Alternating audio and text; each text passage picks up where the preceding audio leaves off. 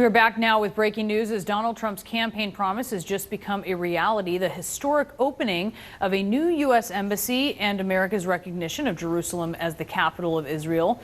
This is a move contested by Palestinians and many in the Arab world. Israel basking in national glory while simultaneously fighting deadly battles as thousands of Palestinian protesters rally at the border between Gaza and Israel. At least 55 people have been killed, making this the deadliest day since the 2014 Gaza war.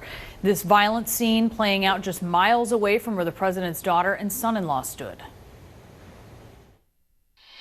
While presidents before him have backed down from their pledge to move the American embassy once in office, this president delivered. Because when President Trump makes a promise, he keeps it. A video message from the president playing at the ceremony. Israel is a sovereign nation with the right, like every other sovereign nation, to determine its own capital. Yet for many years we failed to acknowledge the obvious, the plain reality that Israel's capital is Jerusalem.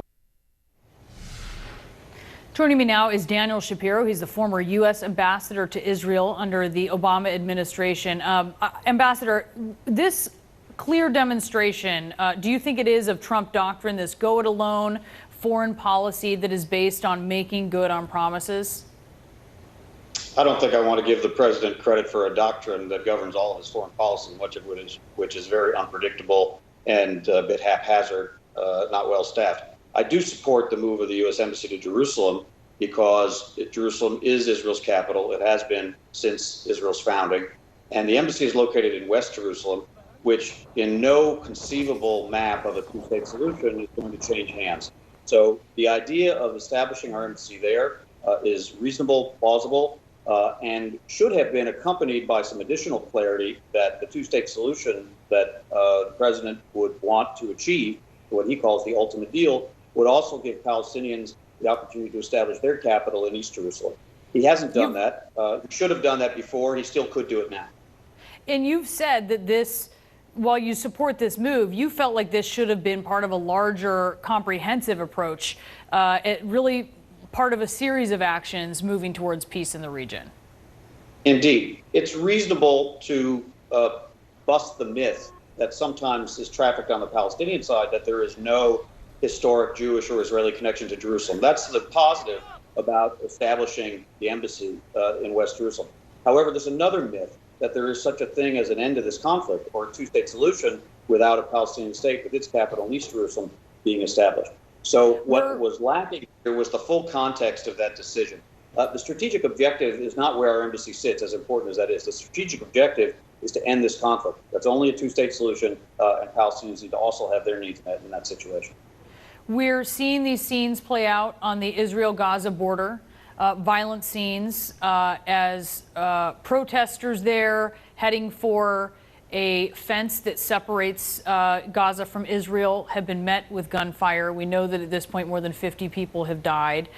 When you see this scene, does this tell you anything about the long-term prospects for peace under this administration? I mean, is this to you a sign that there's just no hope?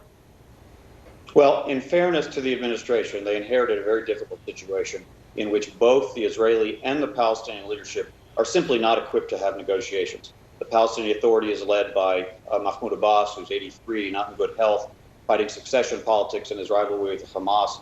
The Israeli leadership, Prime Minister Netanyahu, leads a very right-wing government with many people who oppose a two-state solution, and he has corruption investigations which limit his flexibility. And then Hamas, a terrorist organization, continues to control Gaza.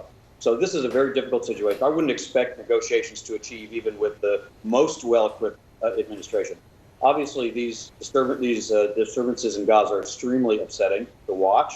I do think it's fair to put the lion's share of the blame on Hamas. It is a terrorist organization that has tried to use rockets to attack Israel, and Israel has countered that with missile defense. It tries to use tunnels to attack Israel, and Israel has countered that with tunnel detection technology. What it is left to use is its own people. Now, what's happening at the border is a combination of violent events by terrorists and other civilians mixed in with that crowd. It's a very complicated situation.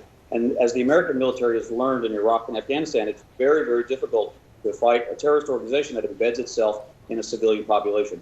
Having said that, under no circumstances should we be indifferent or callous about civilian loss of life, especially when we're talking about children.